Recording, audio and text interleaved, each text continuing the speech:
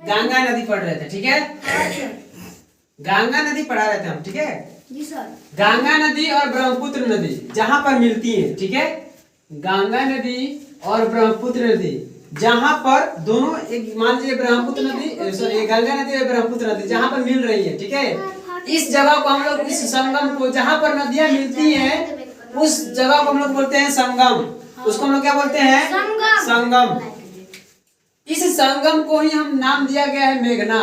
आपसे कोई पूछेगा कि ब्रह्मपुत्र नदी और गंगा नदी जिस संगम पर, जहां पर मिलती हैं उस संगम का क्या नाम है, तो मेघना, ठीक है। गंगा एवं ब्रह्मपुत्र नदी बंगाल की खाड़ी में गिरने से पहले, गंगा एवं ब्रह्मपुत्र नदी जो है बंगाल की खाड़ी में गिरती है, लेकिन बंगाल की खाड़ी में गिरने से पहले, ठीक है, एक विशाल डेल्टा का निर्माण करती है। उस डेल्टा का नाम सुंदरवन डेल्टा है, ठीक है।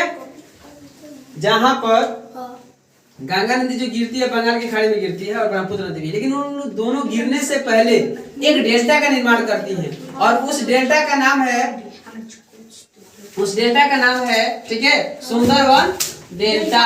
उस डेल्टा का क्या नाम है? सुंदरवन डेल्टा। ब्रह्मपुत्र नदी। अब क्या पढ़ेंगे हम लोग? चलिए अब हम पढ़ेंगे एक, इससे पहले एक हम चीज पढ़ ले सुंदरवन डेल्टा के बारे में, ठीक है। अरावली से सुंदरवन तक मैदान की आपसे लंबाई पूछेगा, अरावली से, ठीक है। हम लोग इधर पूरा अरावली से हिमालय है, ठीक है। अरावली से सुंदरवन डेल्टा, यानी यहाँ पश्चिम बंगाल में एक डेल्टा का निर्माण होता है, ठीक है, सुंदरवन का डेल्टा, ठीक है। आपसे पूछेगा कि अरावली से सुंदरवन तक मैदान की लंबाई कितनी है, तो उसकी लंबाई है 1800 किलोमीटर। कितना? 1800 किलोमीटर। अब आगे बढ़ते हैं। ब्रह्मपुत्र नदी, ब्रह्मपुत्र नदी आपसे पूछेगा, ठीक है, उसके बारे में बताइए, उसके बारे में हम लोग जानेंगे। इस नदी की जो उत्पत्ति हुई है तिब्बत स्थित मानसरोवर झील से हुई है। ब्रह्मपुत्र नदी जो निकलती है तिब्बत में स्थित, ठीक है, तिब्बत में स्थित मानसरोवर झील से हुई है। इसकी कुल लंबाई 2900 किलोमीटर है। सिंधु नदी की भी लंबाई इतना ही थी, ठीक है, और वो भी कहां से निकला था? यहीं से। आगे हम लोग बढ़ते हैं। यह उत्तर में हिमालय के समांतर, ठीक है, यह उत्तर में हिमालय के समांतर प्रवाहित होकर नामचा बारवा शिखर के समीप अंग्रेजी में यू आकार की मोड़ बनाकर अरुणाचल प्रदेश में गॉर्ज के माध्यम से प्रवेश करती है। पर इसको समझ लेते हैं।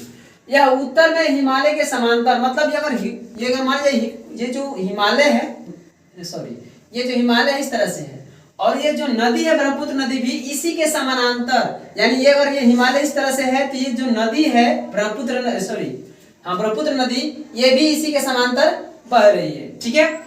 होता क्या है कि एक नामचा बारवा शिखर के समीप, यहाँ अरुणाचल प्रदेश के एक शिखर है, ठीक है, नामचा बारवा शिखर के समीप, ठीक है, अरुणाचल प्रदेश में। कहा जी?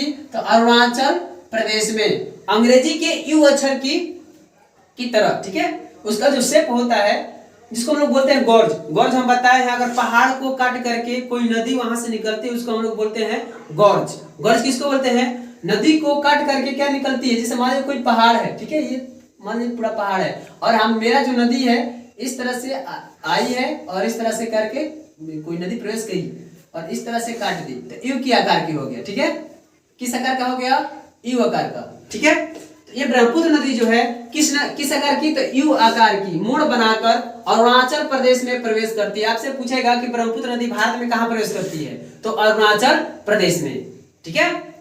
आगे बढ़ते हैं। इसके बाद ब्रह्मपुत्र नदी को अरुणाचल प्रदेश में दिहांग के नाम से जाना जाता है। अरुणाचल प्रदेश के लोग ब्रह्मपुत्र नदी को दिहांग के नाम से पुकारते हैं। ब्रह्मपुत्र नदी हम लोग बोलते हैं, लेकिन वहां अरुणाचल प्रदेश के मूल निवासी क्या बोलते हैं? दिहांग नदी, ठीक है। इसके बाद हम पढ़ेंगे ब्रह्मपुत्र की सहायक नदी। ब्रह्मपुत्र की सहायक नदी कौन कौन है, ठीक है, जो ब्रह्मपुत्र की नदी में जाकर के मिल जाते हैं? बूढ़ीगंज, दिहांग, दिसांग, कपोली, लोहित, कनूला, ये जितनी सारी नदियां हैं ब्रह्मपुत्र की सहायक नदियां हैं। आगे बढ़ते हैं। ब्रह्मपुत्र नदी को तिब्बत में सांगपो, ब्रह्मपुत्र नदी को, यहाँ चाइना के पास है, यहाँ तिब्बत है, ये चाइना पूरा है, तो यहाँ तिब्बत में, ठीक है, ब्रह्मपुत्र नदी को सांगपो के नाम से जाना जाता है। किस नाम से जाना जाता है? सांगपो नदी, ठीक है। और बांग्लादेश में जमुना के नाम से जाना जाता है। बांग्लादेश में जमुना के नाम से जाता है। यहाँ पर है नीचे में, ये पूरा बांग्लादेश है यहाँ तक। यहाँ बांग्लादेश में ब्रह्मपुत्र नदी को जमुना के नाम से जाना जाता है, ठीक है। इसके बाद हम लोग पढ़ेंगे यमुना नदी। इसके बाद हम लोग पढ़ेंगे यमुना नदी।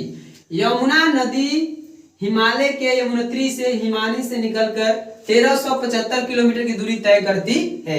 यमुना नदी कहां से निकलती है जी? तो यमुनोत्री, एक हिमानी का नाम है यमुनोत्री, ठीक है। यमुना नदी हिमालय के यमुनोत्री हिमानी से निकलकर, ठीक है, 1375 किलोमीटर की दूरी तय करती है। आपसे कोई पूछेगा कि यमुना नदी कहां से निकलती है, तो यमुनोत्री हिमालय से निकलती है। उसकी टोटल लंबाई कितनी है? तो 1375 किलोमीटर, ठीक है। यमुना नदी इलाहाबाद के निकट गंगा में मिल जाती है। यमुना नदी कहाँ मिलती है? तो यमुना नदी इलाहाबाद के निकट गंगा में मिल जाती है। तो गंगा की सहायक नदी यमुना नदी हो जाती है, ठीक है। इसके बाद बढ़ते हैं, यमुना की सहायक नदियां कौन कौन है जी? आपसे कोई पूछेगा कि अच्छा यमुना के बारे में तो बता दी, उसकी सहायक नदियां बताइए कौन कौन है। तो उनकी सहायक नदियां है चंबल, बेतवा, केन, ठीक है। अब आगे बढ़ते हैं। इसके बाद हम लोग पढ़ेंगे घाघरा नदी, ठीक है। घाघरा नदी, तो घाघरा नदी कहां से निकलती है? तो यह नदी जो है ट्रांस हिमालय क्षेत्र के करनाली, माचपा, चुंगो, हिमनद से निकलती है। यहाँ जो हिमालय है, हिमालय की जो तीसरा जो चौथा भाग होता है, यहाँ पर चौथा का तीसरा भाग ट्रांस हिमालय कहलाता है, ठीक है। अभी जो हिमालय है, ये जो है, यह नदी जो है ट्रांस हिमालय से निकलती है, ठीक है। और कौन हिमनद से? तो माचपा, चुंगो, करनाली, माचपा, चुंगो, हिमनद से निकलती है। हिमालय के क्षेत्र के करनाली जगह है, जो माचपा, चुंगो उस हिमनद का नाम है, वहां से घाघरा नदी निकलती है। यह जो नदी है नेपाल से प्रवाहित होकर भारत के, यहाँ पे ये क्या है जी? यहाँ पे पूरा जो है नेपाल है। ये क्या है? नेपाल, बिहार से पूरा सटा हुआ है। यहाँ पे ये क्या है? नेपाल, यहाँ पे नेपाल है, ठीक है। यह नदी नेपाल से प्रवाहित होकर छपरा के पास, तो बिहार एक राज्य है भारत का, ठीक है। भारत का राज्य बिहार है। बिहार में एक जिला है, उस जिला का नाम है छपरा, ठीक है। तो यहाँ से जो यमुना नदी, घाघरा नदी निकलती है, तो नेपाल से प्रवाहित होकर के छपरा में प्रवेश करती है। यहाँ पे पूरा बिहार है, बिहार, ठीक है। तो बिहार के छपरा जिला में क्या करती है जी? प्रवेश करती है। तो छपरा के पास एक शारदा नदी भी है। बिहार के छपरा जिला में एक शारदा नदी है। उस शारदा नदी का जल ग्रहण अपने में कर लेती है। कौन? घाघरा नदी, ठीक है। तो अपने में जल ग्रहण करके गंगा में मिल जाती है। दैट मीन्स घाघरा नदी नेपाल से प्रवाहित होती है, छपरा में जाकर के प्रवेश करती है। बिहार का एक जिला है, ठीक है। छपरा में प्रवेश करती है। प्रवेश करने के बाद एक शारदा नदी है, शारदा नदी जाकर के घाघरा नदी में मिल जाती है, ठीक है। फिर उस नदी के जल को ग्रहण करके गंगा में मिल जाता है, ठीक है। आगे हम लोग देखेंगे नोट का मतलब ये इंपॉर्टेंट है। घाघरा नदी को, ठीक है, घाघरा नदी को उत्तर प्रदेश में यूपी में सरयू के नाम से जाना जाता है। जो सरयू नदी हम लोग बोलते हैं अयोध्या, जो सरयू नदी के तट पर स्थित है, यही जो घाघरा नदी है यूपी में जाकर के इसी को बोला जाता है सरयू नदी। हम लोग सरयू जिसको बोलते हैं कि सरयू एक नदी है, घाघरा नदी को ही हम लोग बोलते हैं यूपी में क्या? सरयू नदी। जो अयोध्या जो है सरयू नदी के तट पर स्थित है। और बहुत सारी नदियां हैं, हम लोग अगले क्लास में पढ़ेंगे। और सारी नदी है, झील है, और आगे हम लोग अगले क्लास में पढ़ेंगे।